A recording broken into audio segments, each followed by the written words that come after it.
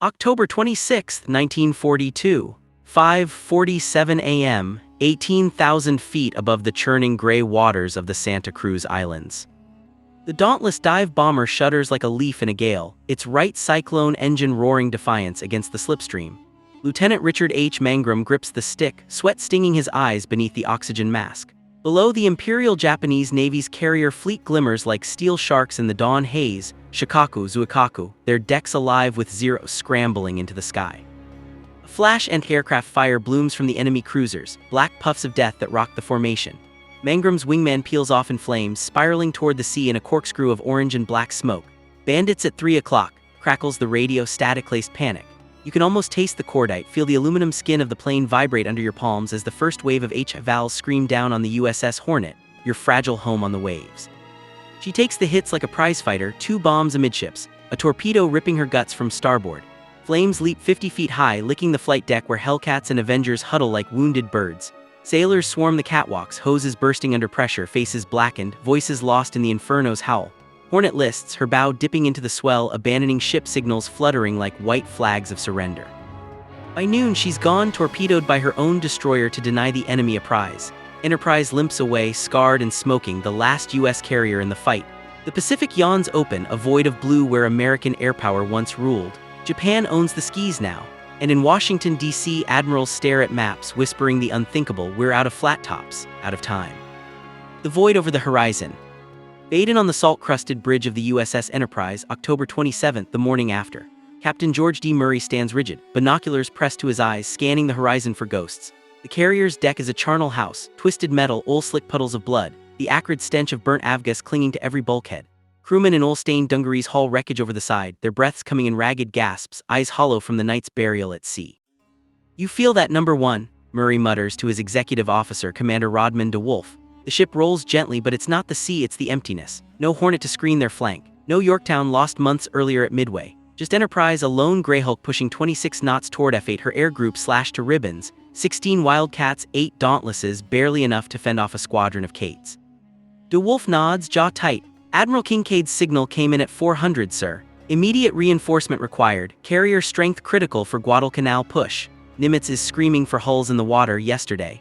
The words hang heavy, laced with the unspoken. Pearl Harbor's yards are choked with repairs, East Coast builders grinding out battleships that won't see the Pacific for years. The Japanese, meanwhile, are forging ahead, their yards at Kure and Yokosuka spitting out carriers like Ryujo and Juneau, each one a dagger aimed at the heart of the Solomons. Cut to Noumea, New Caledonia, 2,000 miles southeast. Rear Admiral John S. McCain SR. Siomera Sopiac paces the dusty ops tent, maps pinned to burlap walls under bare bulbs. Cigarette smoke curls like question marks. "We've got 200 aviators on the ground waiting for wings that don't exist," he growls to his staff. "Halsey's boys are holding Guadalcanal by their fingernails. Marines eating Jap rations because our supplies can't punch through that curtain of zeros." A pointer jabs the chart, the slot, that narrow hellwater between islands where Tokyo Express runs nightly. Without carriers, it's a slaughterhouse. The crisis ripples back to the States like a seismic wave. In the marbled halls of the Navy Department, Undersecretary James Forrestal slams a fist on the teak conference table. "Gentlemen, the math doesn't lie. We've lost 4 fleet carriers in 10 months. Japan has 11 operational. If we don't flood the theater with air cover, escort carriers, baby flat tops, anything, we lose the South Pacific. Full stop." His eyes lock on Rear Admiral Samuel Eliot Morrison, the naval historian turned strategist, who nods grimly. "We need production miracles, Mr. Secretary, not yards miracles." And that's when the telegram hits the desk, yellow paper crackling like dry lightning, from Henry J. Kaiser, the dam-building wizard of the West Coast, the man who turned rivers into reservoirs and deserts into shipways. "Vancouver yard ready, can deliver 50 escort carriers, 16 months, start now." But miracles don't build themselves. They start in the mud and rivets of a forgotten riverside yard where a grizzled foreman with calloused hands and a gambler's glint in his eye stares at blueprints that scream impossible. Tom Riley, 48, ex-welder from the Brooklyn Navy Yard, now Kaiser's right hand in Vancouver, Washington. He's seen the teletypes from the front, Hornet gone, pilots ditching into shark-infested waters. His own nephew, Ensign Billy Riley, flew off Yorktown at Midway, never came back. Tom's wife clips the casualty lists, her fingers trembling over the names. It's November 3, 1942, 6:15 a.m. The Columbia River fog clings to the shipways like a shroud, muffling the clang of hammers and the hiss of welders' torches. Riley hunches over a drafting table in the prefab shed, coffee gone cold in a tin mug. Around him, 18,000 workers, Rosie the riveters in coveralls, black men from the south breaking color lines on the docks, Japanese Americans defying interment whispers, mill like ants on a deadline. The yard's a beast, 12 parallel ways stretching 1,000 feet, cranes like iron giraffes swinging plate steel from flat cars. Liberty ships launched here in 42 days, LSDs in weeks. But carriers, flight decks the size of football fields, catapults that hurl planes at 70 miles an hour, hangars stuffed with Hellcats. The Navy specs call for 18 months per hull. Kaiser says 10. Riley traces a finger along the elevation drawing. The flight deck, that flat steel plane where victory or death takes wing. Welding's the key, he mutters to his assistant, young Miguel Ortiz, a Chicano kid from the orchards with eyes like polished obsidian. No more riveting those behemoths plate by plate. Prefab the whole damn superstructure on the slipway, roll it out like a carpet, weld it starboard in one go. Ortiz blinks, steam shovel pausing mid-sip. Boss, the Navy architects'll have your hide. That's not building a ship, that's assembling a goddamn airplane. Riley straightens, his flannel shirt stained with arc flash burns, a stubble-shadowed grin cracking his weather-beaten face. Let 'em come, we've got the war at our door, kid. Hornets boys are swimming for their lives while we're dickering over blueprints. This gambit, it's wild, yeah, but it's the only play we've got. He jabs a thick thumb at the river where the skeleton of hull CVE-55, soon to be USS Casablanca, lies keeled, her spine a lattice of I-beams waiting for flesh. The whistle blows, shift change. Workers stream past, lunch pails swinging, faces lit by the flare of torches. A woman in braids, Elsie Granger, pauses, wiping grease from her brow. Heard the news from the Solomons, Tom. My brother's squadron's down to 3 birds. Riley meets her gaze, the weight of it all pressing like the river's current. Tell him to hold fast, Elsie. We're building wings for the fleet right here. By noon, Riley's in Kaiser's office, a Quonset hut overlooking the ways, blueprints unrolled across a desk littered with ashtrays and war bonds. Kaiser, the bear of a man with a voice like gravel and a mind like a lathe, leans back, puffing a pipe. Talk to me, Tom. The brass wants proof of concept by Christmas. 50 hulls by 44. You got the guts for it.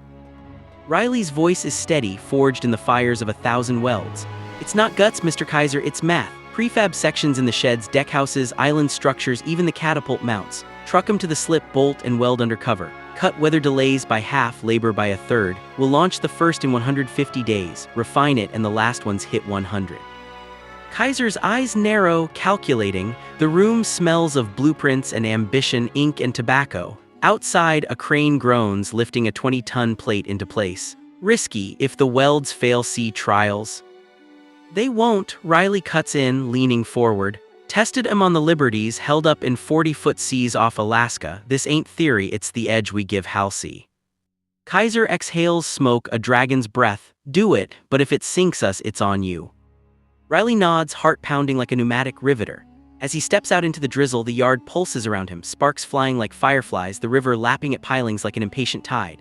The gambit is greenlit. The build begins. But deep in the night, as Riley lies awake listening to the distant thrum of night shifts, doubt gnaws. Can flesh and steel outrun the Emperor's Navy? Or will Vancouver's miracle rust on the ways, just another ghost in the fog? What happens when a foreman's hunch collides with the Navy's playbook? Forged in Fire and Fog. November 15, 1942, 3:22 a.m., the welding sheds of Kaiser Shipyards, Vancouver, Washington. The air hums with the blue-white fury of electric arcs, 1,000 stars trapped in iron cages. Tom Riley wipes soot from his brow, the acrid bite of ozone searing his nostrils as he inspects the first prefab bulkhead, a 40-foot slab of high-tensile steel, honeycomb riveted for lightness, its edges prepped for fusion welds that could hold back a typhoon. Around him, shadows dance like demons on the concrete floor, welders in leather aprons, face shields flipped up, gulping black coffee from dented thermoses. The night shifts, a symphony of grinders whining, pneumatic hammers chattering, and the low growl of generators feeding power to the Lincoln electric rigs. Angles off by a quarter-inch on frame 7, Riley barks, his voice cutting through the din like a cold chisel. Miguel Ortiz nods, sweat beading on his copper skin despite the chill seeping through the corrugated walls. They crouch together, calipers glinting under the sodium lamps, measuring the curve that will cradle the carrier's hull against torpedo wakes. One mistake here and the whole keel twists like a bad lie. Water floods the compartments, planes never launch, and some ensign named Billy ends up fish food in the slot. Back in the yard's nerve center, the drafting loft, Riley's gambit unfolds like a high-stakes poker hand. Blueprints cascade across trestle tables, annotated in his blocky scrawl. Prefab island module weld to deckhouse B12, skip rivets on outboard bulkheads. Traditional shipbuilding, a dinosaur's dance, plates hammered one by one, rivet gangs swarming like bees, weeks lost to weather and warpage. Riley's play, modular madness. Build the carrier in giant Lego blocks, hull sections assembled indoors, flight deck panels craned in from satellite sheds upriver, even the arresting gear spools pre-wound and tested on mock-ups. It's assembly line alchemy, cribbed from Kaiser's auto plants and Hoover dam pours, but scaled to a beast that displaces 10,800 tons. By dawn, the first keel plate hits the slipway for CVE-55, the USS Casablanca's skeleton. Cranes groan like weary elephants, chains rattling as 25-ton lifts swing the spine into place. Workers cheer a ragged, fog-muffled roar, but Riley's gut twists. Words come down the pipe, Navy inspectors inbound from Mare Island, clipboards sharpened, egos the size of dreadnoughts. Captain Elias B. Parker, USN, the brass hat overseeing West Coast conversions, isn't one for shortcuts. He's a rivet man, schooled in the slow forge of pre-war yards where battleships gestated like elephants. They arrive at 10:00 a.m. sharp, Parker's staff car crunching gravel outside the gate, flanked by two olive-drab Boord sedans. Parker steps out, all spitshine and salt and pepper mustache, his aide clutching a leather portfolio stamped with eagle end anchor seals. Riley meets them at the ways, hard hat tipped back, flannel sleeves rolled to expose forearms corded like hawser lines. Captain, coffee's hot, yards hotter. Parker sniffs the air, diesel fumes and fresh weld, his eyes narrowing at the half-formed hull. Mr. Riley, heard you were innovating, care to walk me through this? Contraption, the word drips disdain like oil on a billet. They trudge the catwalk, boots clanging on grated steel, Parker's polished shoes scuffing against drips of flux. Riley points, see that forward module, built in Shed 4, towed here by barge last night. Welded starboard side only, saves 40 man-hours per scene. By week's end, we'll drop the hangar deck amidships intact. Parker's laugh is a dry cough. Welding, you say, on a flight deck carrier? Mr. Riley, I've seen fusion joints crack under 20-knot rolls. Your gambit skips the Navy's quals, shock trials, fatigue tests. One bad seam at sea and Admiral Halsey's air cover turns turtle. This isn't a Liberty ship hauling beans, it's a war machine. Lives depend on it. The words land like depth charges.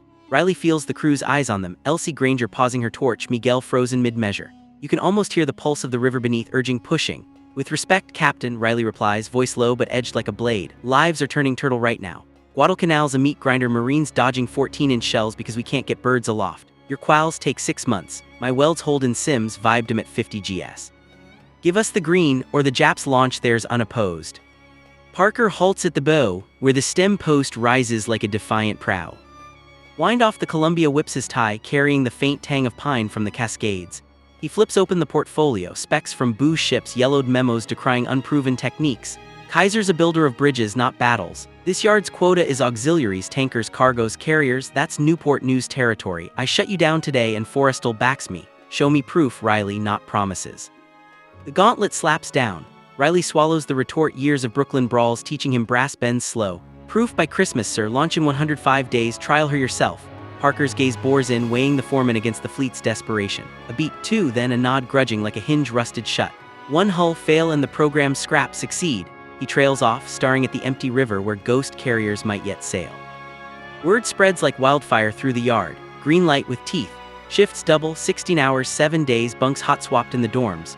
Women flood the lines, curlers under bandanas, riveting sponson plates while snatches of boogie-woogie bugle boy hum from portable radios.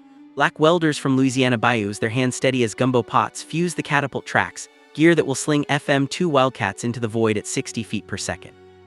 Japanese-American machinists, fresh from Manzanar whispers, true the propeller shafts with micrometers, their precision a quiet fuck you to the fences back home. December creeps in, frost rimming the ways, but the build accelerates. By the 10th, the hull's watertight, pump tests gurgle through compartments, no leaks, not a drip. Riley's in the thick, sleeve-singed barking orders. Torque those hangar doors to 200 foot-pounds, snug, not tight. Miguel Ortiz, now leading a prefab crew, hauls a 15-ton island mock-up, that towering bridge castle where skippers con the deck into position. Sparks fly as arcs kiss steel, the night alive with the sizzle of creation. But the fog thickens, not just the river's doubts. A test weld on the flight deck sheeting buckles under hydraulic stress, a hairline fracture spiderwebbing like bad luck.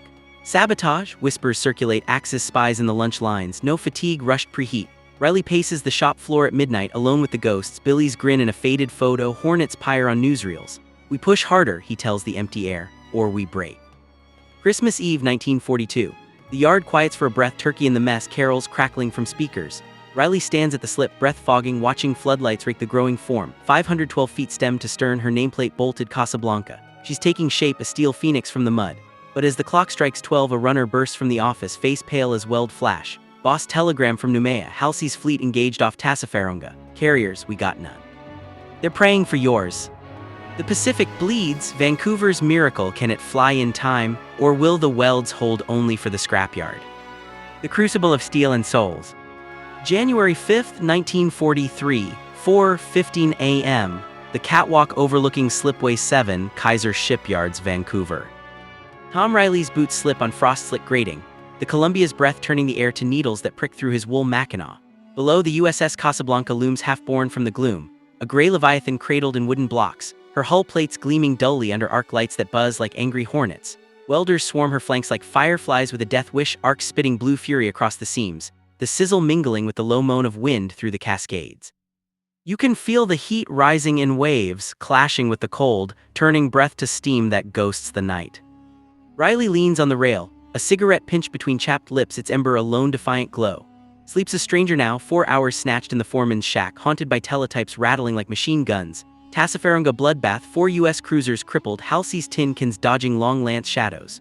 No carriers to contest the skis, so the Marines on the canal huddle in foxholes, stens empty, waiting for dawn patrols that never come.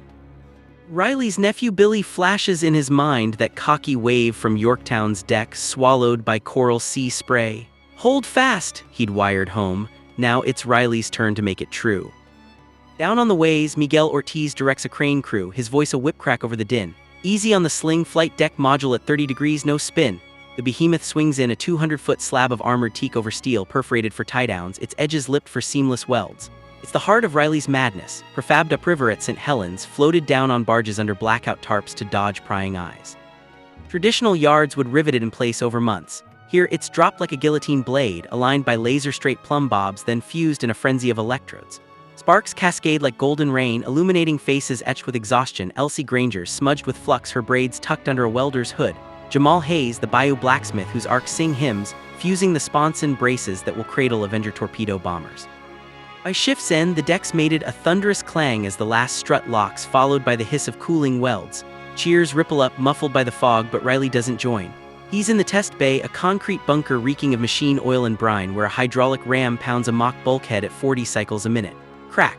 The seam holds barely, a microfissure blooming under the strain. Preheat to 450, he growls to the metallurgist, Dr. Lena Voss, a bespectacled refugee from Munich with hands steady as a surgeon's. And double the flux on the high-stress zones, we're not losing her to a sneeze of a wave. Voss nods, her accent thick as strudel, jotting notes on a clipboard scarred by coffee rings. Tom, the steel's good, HY80 alloy from the mills in Bethlehem. But your pace, it's brittle making, microcracks propagate like lies in wartime. She glances at the bulkhead, fractured like a broken promise. Riley rubs his jaw, stubble rasping. Lies win wars sometimes, Doc. Halsey's got pilots stacking rocks for runways on Espiritu Santo. We give him wings or they stack graves. The yard's a pressure cooker now, valves hissing steam. Kaiser ups the ante, telegrams from the brass. Accelerate to 105 days or forfeit contract. Workers log 18-hour stretches, collapse in hammocks strung between cranes, waking to the clang of breakfast bells and black coffee dosed with no dawes. Rosy shifts swell. Women from Portland's mills, fingers nimble on pneumatic drills, boring bolt holes for the arresting wires, those steel cables that snatch returning planes from the brink, tested now on a dummy deck with sandbags simulating F4FS at 80 knots. A cable snaps during trials, whipping like a rattler's tail. Shearing a stanchion and sending shards flying. 2 men down, one with a gash from temple to jaw, the other nursing a crushed thumb. The yard doc, old Dr. Harlan, stitches them under floodlights, morphine whiffing on the breeze while ambulances wail into the mist. Rumors fester like rust in the salt air. Navy's pulling the plug, mutters a pipefitter over beans in the mess tent, his lunch pail scarred by shrapnel from a stateside blackout drill. Heard Parker's boys sniffing around again, say our welds are substandard. Elsie overhears, slamming her tray. Substandard, my pa died welding on the Lusitania. These seams'll hold better than his ghost. But doubt creeps in, cold as the river. Sabotage whispers grow, a loosened lug nut here, a misplaced blueprint there. Riley calls a snap meeting at midnight, workers huddled around braziers, flames licking faces like accusations. Listen up, he says, voice gravel over the crackle. We're not building a boat, we're arming brothers out there, guys like my Billy, splashing valves while their guts churn acid from fear. Every weld's a prayer, every plate a shield. If the brass wants perfect, tell 'em war ain't. Heads nod, fists clench, a spark jumps the gap, igniting something fiercer than arcs. Jamal leads a chant, low and rhythmic, steel for the fleet, wings for the fight. It echoes off the hulls, drowning the doubt, if only for the night. February bites hard, rain lashing the ways like enemy flak, turning the slip into a slurry of mud and metal shavings. The island superstructure rises, that 5-story nerve center, prefabbed in modules like a steel Christmas tree, craned aboard in one heart-stopping lift. Riley's up the rigging, wind howling, directing the mating. Bolts torqued to 500 foot-pounds, welds laid in overlapping beads to seal against the Pacific's green fury. Inside, electricians snake wiring for the CIC Combat Information Center, consoles blinking mock radar pips, voice tubes primed for the chatter of launch officers. Clear the deck, catapult hot. But the crucible cracks. Mid-month, a storm front stalls overhead, dumping 2 inches in an hour. Water pools in the open hangar bay, seeping into fresh welds, hydrogen embrittlement setting in like rot. Pumps chug overtime, but it's chaos, crews and hip waders, bailing with buckets while lightning forks the sky, turning cranes to lightning rods. A girder shifts, 10 tons groaning, pinning Ortiz's leg under a beam. Screams cut the gale, raw animal. Riley's there in seconds, heaving with Jamal and 2 riveters, muscles burning, rain blinding. On 3, lift! The beam rises, Miguel's pulled free, bone white under the gash, but alive. Doc Harlan splints it on sight, morphine haze dulling the pain as Ortiz grins through gritted teeth. Boss, tell Halsey I bought him an extra day. Word hits the wires by dawn. Guadalcanal's turning, Marines retaking Mount Austin, but at butcher's cost. 500 dead in a week, Zeros strafing medevac jeeps. Nimitz cables forestal, escort carrier delivery imperative. Guadalcanal hinge swings on air cover. Pressure ratchets, inspectors swarm daily now, Parker's shadow long as a destroyer's. He corners Riley in the Quonset, blueprints between them like battle lines. Your timeline's a fantasy, Foreman. Hull integrity at 87%, that's failing grade. One more incident and I yank the plug. Riley's eyes burn sleepless red. Incident? That's blood on the deck, Captain. Ortiz'll walk again, but your delays kill out there. Test her yourself, flood the compartments, slam the rams, she'll sing. Parker's face hardens, mustache twitching like a fuse. He storms out, but not before a parting shot. Launch dates March 20th. Miss it and Kaiser's empire crumbles. The yard redoubles, ghost shifts at 200, coffee IVs in the machine shops. By March 1st, the propellers turn in dry trials, bronze blades whirring in oil baths, shafts coupled without a whimper. The flight decks oiled and striped, yellow lines for taxiways, white for foul, ready for the birds that will make her soar. But as Riley stands vigil that equinox eve, the river lapping like a countdown, a runner skids up, mud-caked, clutching a flimsy. Urgent from Pearl, Japanese carrier force massing for counterstrike. Halsey's pulling everything. Your girl, she's the only hope between them and the canal. 105 days tick down to hours. The welds gleam, the hull breathes. But will she float true or founder on the foreman's dream? One slip and the Pacific claims another victim, not steel but souls. The River's Reckoning. March 20th, 1943, 7:58 a.m. The banks of the Columbia River, Kaiser Shipyards, Vancouver. A brass band wheezes anchors away from the mud-flattened shore, tubas puffing clouds into the crisp spring air, but the tune frays at the edges, out of key, breathless like the yard itself after 105 days of unrelenting forge. Tom Riley stands at the bow of the USS Casablanca, one hand on the stem plate, the other shading his eyes against the low sun gilding the water like molten brass. The carrier's a colossus now, fully fleshed, 512 feet of steel sinew, her flight deck a vast, unscarred plane stretching aft like a promise, the island superstructure rising amidships, a blocky citadel of radar masts and gun tubs, its welds invisible seams in the dawn light. You can smell her newness, fresh paint sharp as turpentine, linseed oil soaking the teak, the faint metallic tang of untried engines idling below decks. Crowds pack the levees, 20,000 souls, a sea of faces under fedoras and headscarves, kids hoisted on shoulders waving tiny flags that snap in the breeze off the gorge. Kaiser himself looms on the platform, cigar clamped like a Victory V, his voice booming over loudspeakers. Today, we don't just launch a ship, we launch hope. For every Marine on that godforsaken island, for every pilot scanning empty skis. Casablanca's proof, America's building faster than the enemy can sink. Applause crashes like breakers, but Riley barely hears it. His gaze fixes on Captain Elias Parker, rigid in dress blues at the christening stand, gold braid glinting like warning lights. The Navy man's face is a mask approval or audit, hard to tell. Ortiz hobbles nearby on crutches, legs splinted but grin wide as the river, Elsie Granger at his side, her riveters hands clasped in quiet prayer. The countdown echoes from the PA, a foreman's bark amplified. All hands to stations, flood the ways. Valves groan open deep in the cofferdam, a subterranean rumble building like thunder in the earth. Water surges chocolate brown from spring thaw, foaming over the blocking timbers with a roar that drowns the band. The hull shivers, a tremor rippling through her bones, plates creaking in chorus as buoyancy stirs. Riley feels it in his soles, up his spine, the awakening. "Come on, girl," he mutters, palm flat against the cold steel, as if willing his pulse into hers. Around him, the crew, provisional sailors in starched whites, mechanics in grease monkey greens, hold breaths, eyes wide. Jamal Hayes crosses himself, whispering Creole under his breath. Voss the metallurgist clutches a slide rule like a talisman, her calculations now fate's gamble. T-30, the blocks part with a crack like rifle fire, splinters flying, water boiling up in geysers that soak the forward brow to the knees. She slides slow at first, a hesitant lurch, then gathering momentum, the ways slick with tallow and tension. The crowd erupts, a wall of sound, but Riley's world narrows to the river's embrace. Hull kissing water with a seismic slap, waves radiating out in silver rings, the carrier settling stern first into her element with a groan that vibrates the air. Buoys bob wildly, the pilings shudder, and for a heartbeat she hangs, bow high like a diver poised on the board. Then gravity claims her fully, a graceful plunge that sends spray arcing 50 feet, drenching the dignitaries in a baptism of Columbia mud. She floats, goddamn she floats, upright level, not a list, not a wallow. Cheers deafen, horns blare from tugboats nosing in to take lines, but Riley sags against the rail, knees weak, a grin splitting his face like a fresh weld. Miguel thumps his back, crutches clattering. "Boss, you mad bastard, she's seaworthy." Parker approaches through the throng, extending a hand stiff as a salute. "Mr. Riley, inspector's report pending but visually impeccable. Forrestal's got his miracle." The words taste like vindication, sharp and sweet, but Riley sees the shadow in Parker's eyes, the trials ahead, the sea's unforgiving jury. Cut to the fitting out basin, 2 days later.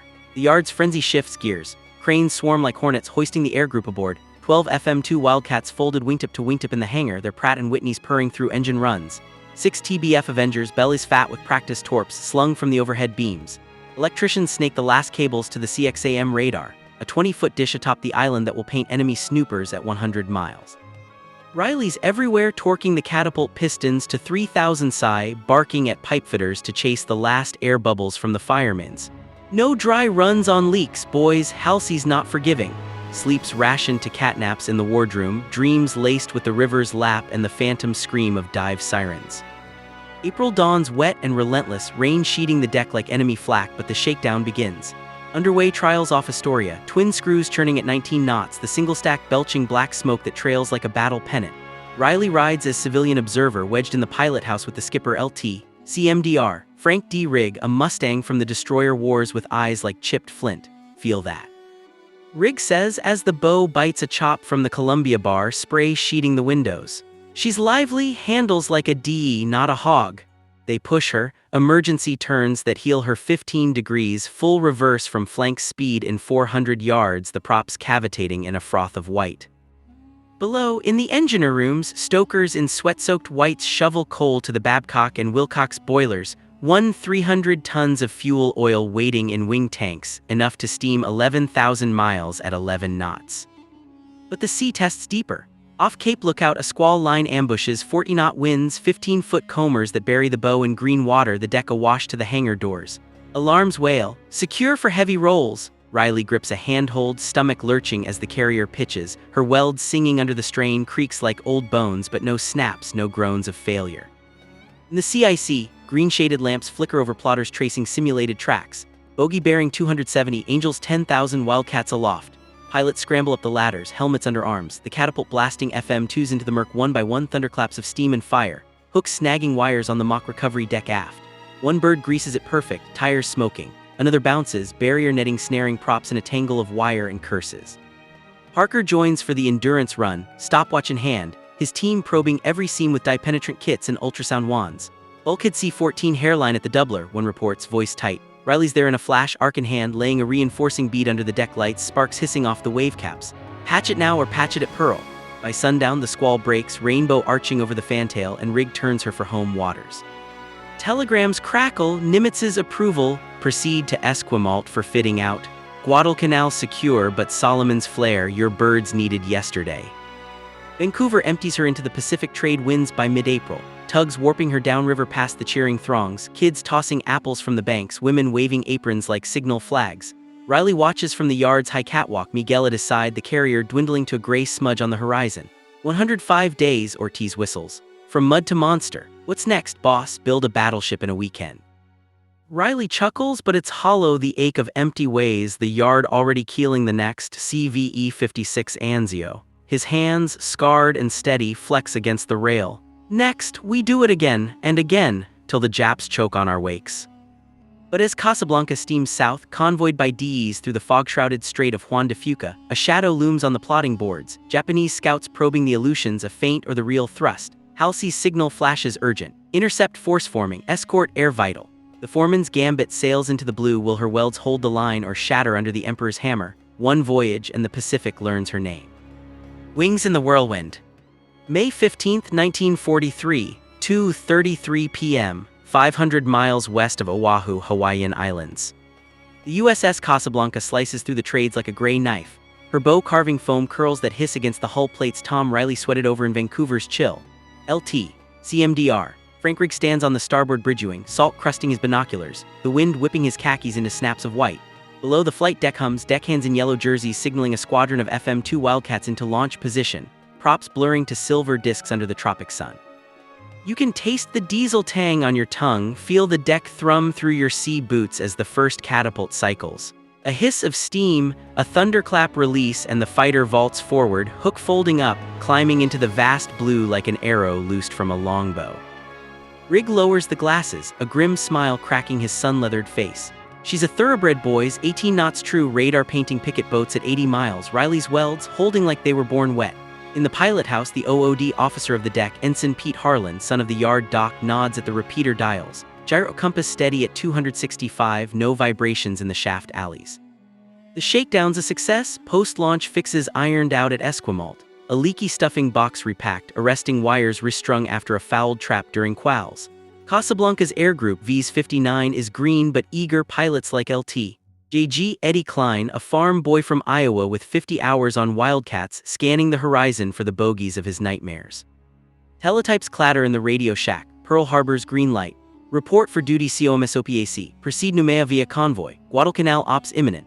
Halsey's third fleet is a patchwork quilt, Enterprise scarred but snarling, Saratoga en route from the States, escorts like the baby flat tops filling the gaps. Casablanca's the first of Kaiser's clutch, a jeep carrier, they call her, 10,000 tons light but packing 28 planes that can turn the tide in the slot.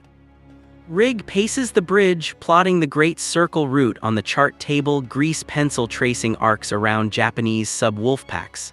Zigzag plan Alpha 3, he orders. And double the ASW watch. Tojo's I-boats love these lanes. The convoy forms off Honolulu, Casablanca shepherding a baker's dozen of rust-streaked freighters, DEs like the USS England flanking like tin wolves, their 3-inchers trained seaward. Days blur into a rhythm of drills, general quarters at dawn, claxons wailing through the bowels, sailors tumbling from bunks to battle stations, helmets clanging.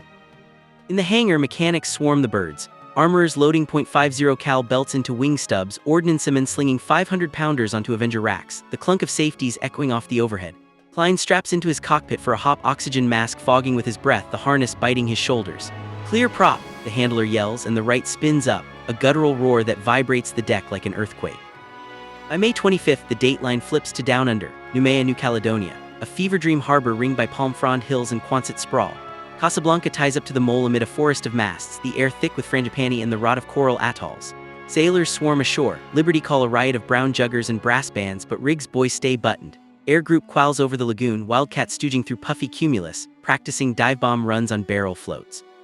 Rear Admiral John S. McCain SR boards at 1600, his staff trailing like ducklings, cigar smoke preceding him up the accommodation ladder. Captain Rigg, he growls, handshake like a vice, you're late to the party but fashionably so. Slots a buzzsaw, Japs running guns nightly. Your birds screen the next push, Rendova, Columbangara. Get 'em up or we lose the canal for good. Commissioning's a hasty affair under canvas awnings, Bible thump, colors up at 800 on the 28th, the ensign snapping to the halyards as a chaplain drones prayers for steel hearts and iron hulls. Rigg reads the orders, voice steady over the PA. USS Casablanca CVE-55 shakes down this day for service of her country. Hats off then on, the crew cheers but eyes flick to the south where thunderheads brew over the Solomons like omens. That night the wardroom buzzes with briefings. Charts unrolled, grease pencil arrows marking the slot's lethal funnel, New Georgia to the east, Vela Le Vela a ghost isle. Zeke's at dawn, Kate's at dusk, McCain's intel officer warns, acetate overlays showing IJN carrier shadows. Shikaku rumored refloated, Junnio prowling the shortlands. Casablanca's roll, close air support, strafing runs on Tokyo Express, ASW patrols to shield the big boys. June 1st, 500. The fleet sorts, Casablanca in the van with task group 31.3 steaming northwest at 14 knots, screen of 4 Fletchers pinging the depths. Dawn breaks bloody low scud, the sea a hammered pewter sheet. Rigs on the bridge with coffee gone cold plotting the first op, ferry 12 Marine Wildcats to Henderson Field then loiter for picket duty. Flight quarters. Hypes the 1MC and the deck erupts, barrier stowed, chalks away, the air boss in his tower directing the ballet. First launch, Klein's section, 4 FM2s thundering off the bow, vanishing into the overcast like smoke signals. Recovery's dicier, hooks snagging wires amid crosswinds gusting 25, one bird boltering twice before trapping with a screech of rubber on teak. The ferry runs milk. Planes offloaded at Canal's blasted strip, Marines clapping backs with the flyboys, trading Hershey bars for Jap souvenirs, rusted bayonets, Zeke's prop tips. But on the return leg, June 5th, the slot wakes hungry. Radar picks him at 9:30. Snoopers bearing 340 miles. 6G4M Betas lumbering scouts from Rabaul, their egg-shaped fuselages glinting through breaks in the clouds. Rig snaps orders, scramble section Tango, CAP now. Catapults bark, 3 Wildcats airborne in 90 seconds, Klein leading, his R1820 coughing blue smoke as he climbs to Angels 8000. You can almost hear the radio chatter crackle. Tango 1 Bandits visual dive port. The merge is a knife fight, tracers stitching the sky, .50 cal hammering like rivet guns gone mad. Klein's gunsight frames a Betty's beam, 400 yards closing fast, he squeezes, rounds chewing the port engine into flame. The bomber yaws, trailing black rags, plunging toward the convoy in a desperate ram. AA erupts from Casablanca's 40's palm trees of pom-pom fire, the deck shuddering with recoil.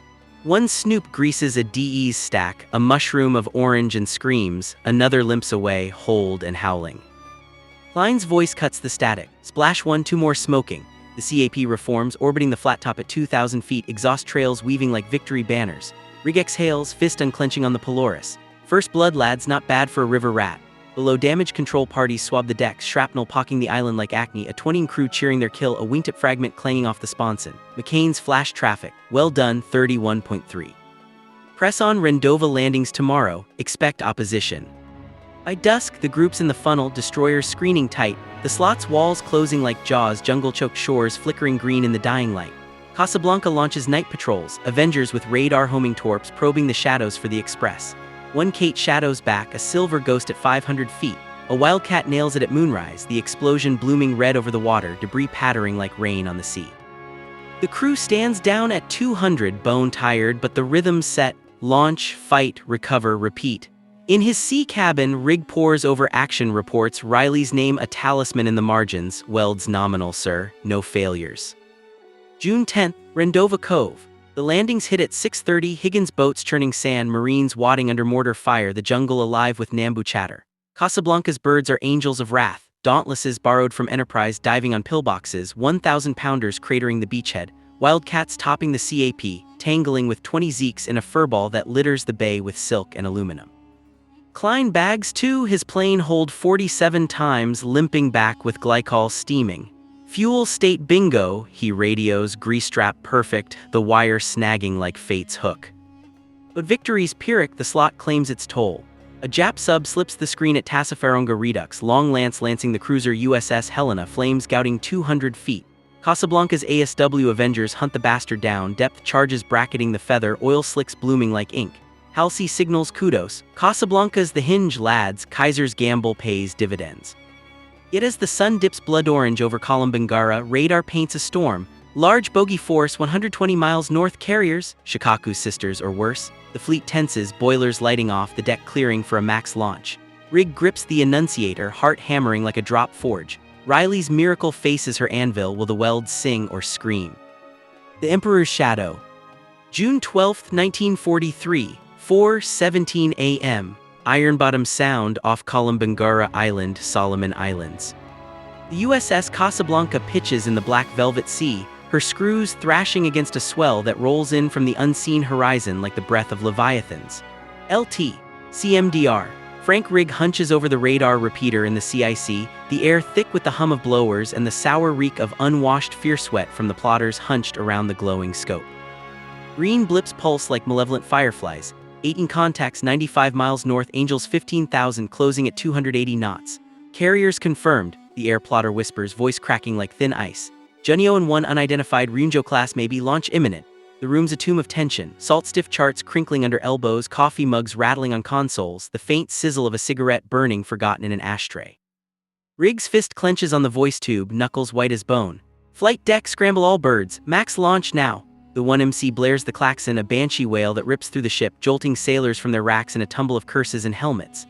Deck apes swarm the catwalks, yellow jerseys streaked with oil, heaving chocks and arming the catapults under red battle lamps that paint the scene in bloody monochrome. You can feel the adrenaline spike, sharp as a bayonet prick, the deck vibrating underfoot as boilers shove her to 18 knots, the single stack vomiting coal smoke that stings the eyes like tear gas. Above, the sky's a cauldron, pre-dawn murk laced with the first pink fingers of light, but the stars still prick like shrapnel wounds. LT. JG. Eddie Klein straps into his Wildcat FM2 Buno 47012, the cockpit a sweatbox of leather and instruments, his Mi West bulging over the harness like a guilty secret. Clear the wire.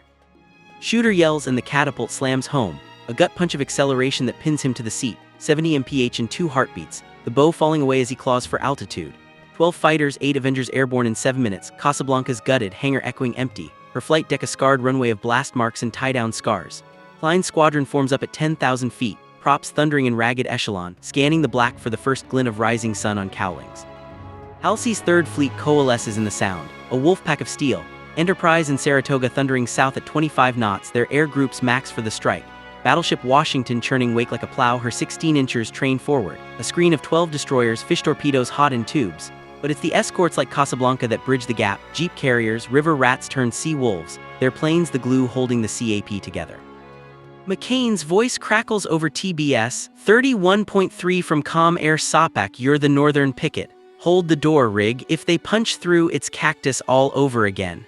Guadalcanal's ghosts whisper in the wind, 2,000 graves under palm crosses, the canal one but bleeding. The merge hits at 5:15, a collision of fate 60 miles out. Radar contact fractures, 60-plus bogies, zeeks and vowels spilling from the carriers like hornets from a kicked nest, their radial engines a distant snarl swelling to a roar. Klein's voice on the RT is ice. Tally-ho, bandits 20 miles, 12 o'clock high. The furball ignites, tracers lacing the dawn like incendiary strings, the sky fracturing into dogleg turns and hammerhead stalls. A zero flashes past Klein's canopy, red meatballs glaring on wings, he yanks stick, scissors left. 50's barking a 200-round burst that rips the fighter's aileron clean off. It tumbles, a flaming pinwheel splashing 5,000 yards short of the fleet. Below, Casablanca's AA wakes ravenous, twin 20s chattering from sponsons, 14 Bofors pom-poms blooming black umbrellas, the 5-inch mount forward swiveling on hydraulic growls, shells arcing into the fray at 2,500 feet per second. Shrapnel patters the deck like iron rain, a near miss from a Val's 550-pounder cratering the sea 200 yards off the beam, the blast wave staggering the carrier like a boxer's hook. Rig grips the con, yelling into the squawk box, left full rudder come 280, helms answering. She heels, welds straining but true, Riley's fusion joints singing a low hymn under the torque, no cracks, no cries of surrender.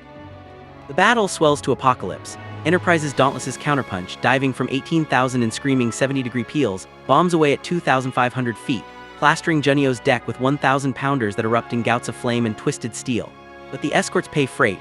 A sister CVE USS Swanee takes a Kate's fish amidships, her guts opening to the sea in a bowl of oil and screams, listing hard as damaged parties swarm with plugs and prayers. Casablanca dances the edge. An Avenger recovers hot barrier netting shredding under props, the plane crumpling in a tangle of sparks and fuel.